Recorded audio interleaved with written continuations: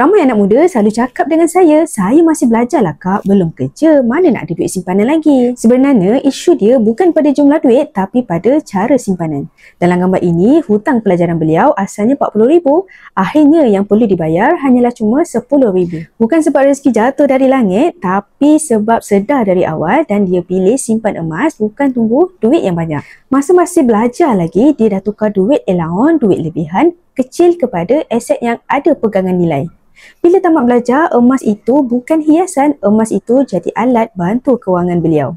Bila perlu, boleh dicairkan, boleh digadai dan digunakan untuk ringankan bayaran pinjaman. Bezanya jelas, ada orang graduation dengan hutang, stres, tapi ada orang juga yang graduation dengan pilihan dan juga tenang. Bukan semua orang boleh mula besar, tapi semua orang boleh mula lebih awal. Kalau masih belajar hari ini adalah masa yang paling sesuai untuk bina tabiat simpan emas. Kalau nak tahu macam mana nak mula dengan jumlah yang kecil dan susun strategi ikut kemampuan student, isikan borang saya, saya bantu langkah terbaik untuk simpanan emas anda.